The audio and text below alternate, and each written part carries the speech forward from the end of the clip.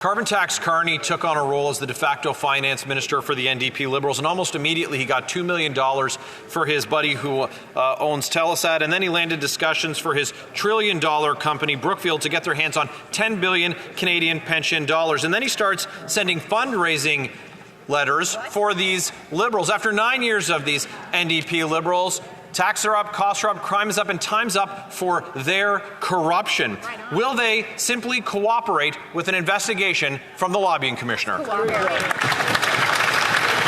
The Honourable Minister of Health. Well, thank you, Mr. Speaker. Well, they continue to try to smear a Canadian who is recognized around the world for his work. I want to go back to their weird admiration of Alabama. Did you know that Alabama has the third lowest life expectancy in the United States? Did you know that the life expectancy in Alabama is a full decade lower than in Canada? Did you know what is wrong with this guy? The most restrictive rules around a woman getting access to an abortion or contraceptives? Is that what they admire about Alabama? Is that why they're talking about upping Alabama's and saying that Alabama is better than Canada? I wonder why they're so interested in Alabama, Mr. Speaker.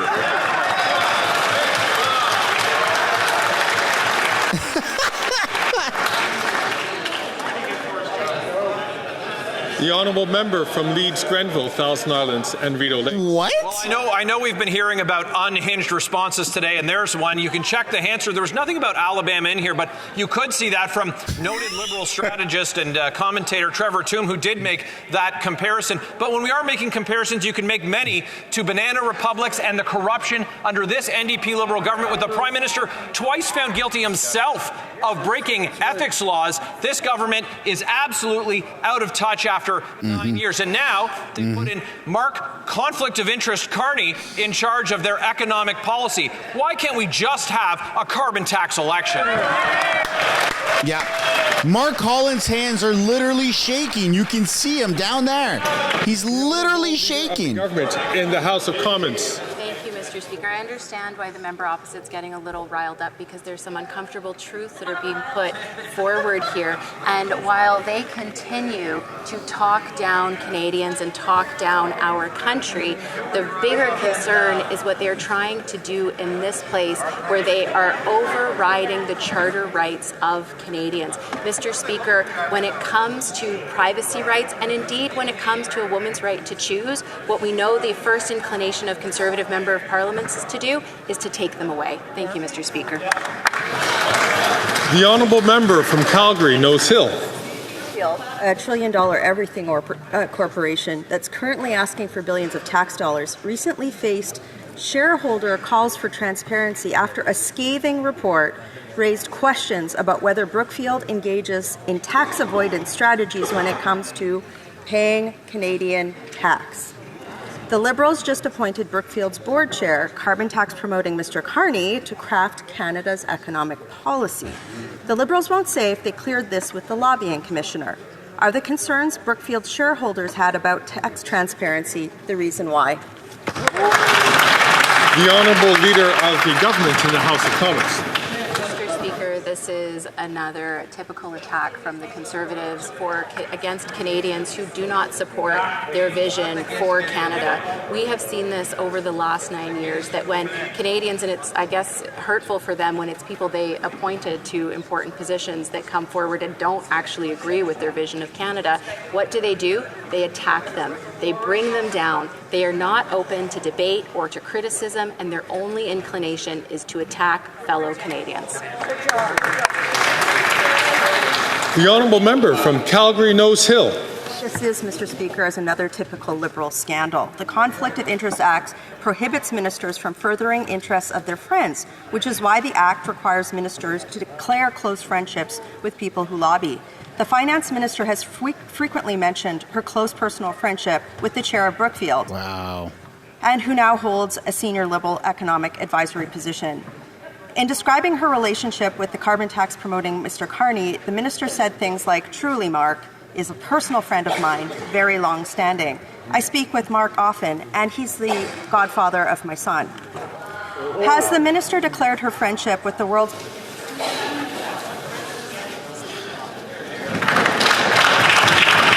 The Honourable Government House Leader. Mr. Speaker, again, this is just a simple personal attack because the Conservatives are sad or disappointed that there are eminent Canadians that don't support their dangerous vision of Canada, to be honest. There's a reason why Canadians who have global recognition are working to support a progressive vision of this country. But what we see from the Conservatives is that when Canadians or organizations don't support them, all they do is attack. Speaker, the shady business partner of the Minister of Employment testified that the Randy and text messages implicated in a $500,000 shakedown is someone other than the minister. But, surprise, surprise, when he was ordered by the Ethics Committee to identify this so-called other Randy, he refused to do so. Everyone knows why. Will the minister just stand in his place and admit it's him?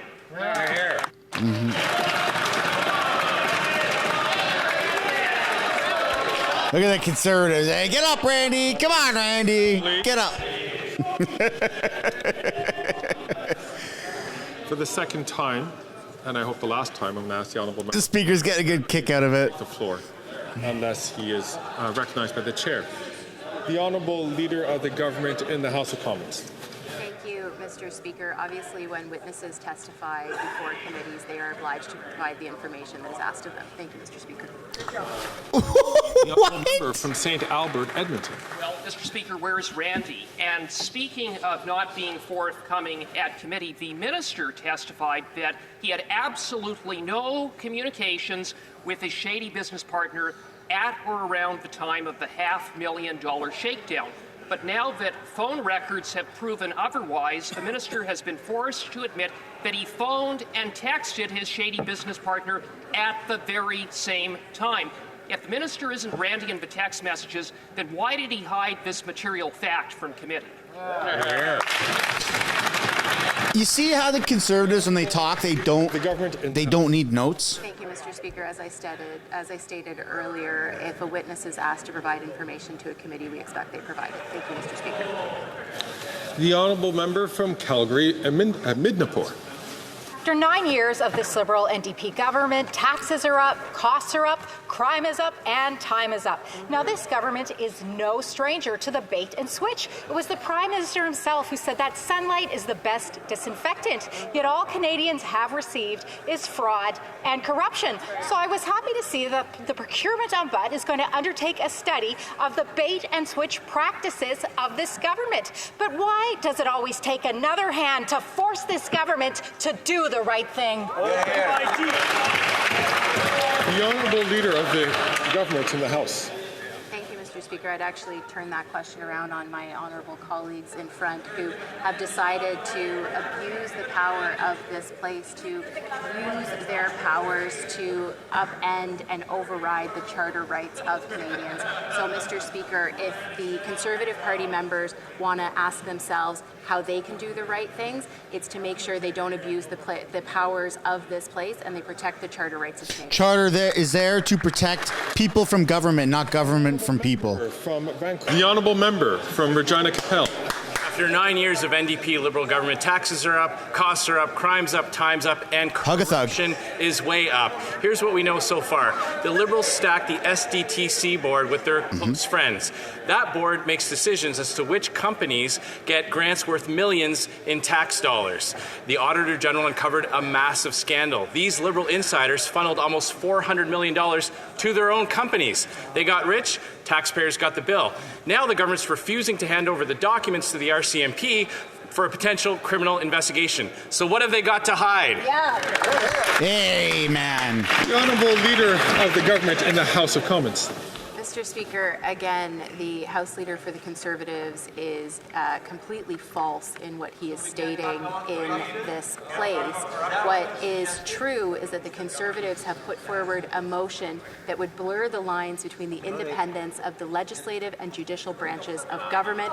It is both the RCMP and the Auditor General who have raised their extreme concern with what the Conservatives have put forward. Every Canadian should be concerned about... We are concerned. about your scams. Is to suspend the charter rights of Canadians. Even the House Speaker said, all right, we need to figure this out. The charter is there to protect the people from the government, not to protect the government from accountability by the... Boom! Boom! W's! Millions of Canadians are suffering. Line of the day. Taxes, higher prices, and doubled housing costs, all caused by this government. The Speaker has ordered that the House of Commons can deal with no other business until this corruption motion is dealt with, and they still won't hand over the documents, preferring that Parliament grind to a halt. While millions of Canadians are lining up for food banks, Liberal insiders are lining their own pockets. So when will the government hand over the documents, and when will the government get Canadians their tax dollars back? Man, that's the best quote I've heard in a long time. Good job, Scheer. Mr. Speaker, I think my honourable colleague's erratic and unhinged behaviour is because he knows that he is being completely false in what he is putting forward to this place. Mr. Speaker, what the Conservatives are putting forward is to trample the charter rights of Canadians, Mr. Speaker. Both the RCMP and the Auditor General have raised their extreme discomfort, and every single Canadian should be extremely alarmed by the behaviour of the Conservative members of Parliament who would put their own political interests ahead of the rights of Canadians. I just want to remind all members to use language. Make sure that it doesn't skate too close to the line. I made this point yesterday during question period as well when a question was asked from the other side. After 9 years of NDP Liberals, taxes are up, costs are up, crime is up, time is up, and conflict of interest is up at the Liberal Fund. The New one. General found that 82% of the transactions approved by Liberal insiders went to their own companies, totaling almost $400 million.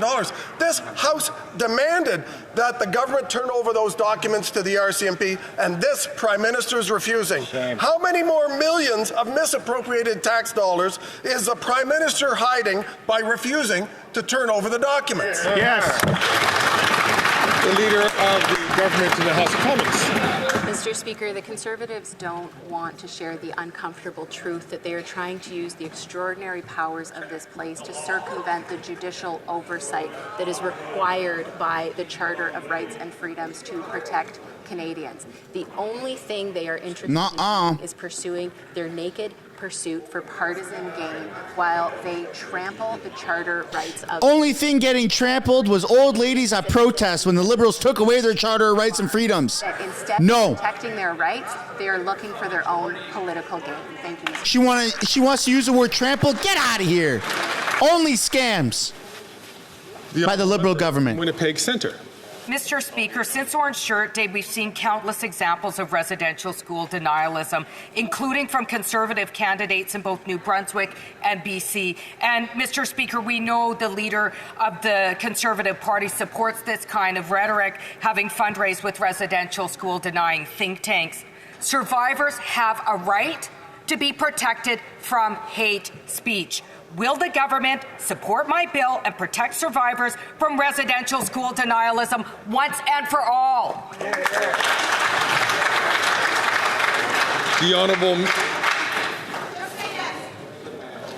The Honourable Minister for Crown Indigenous Relations.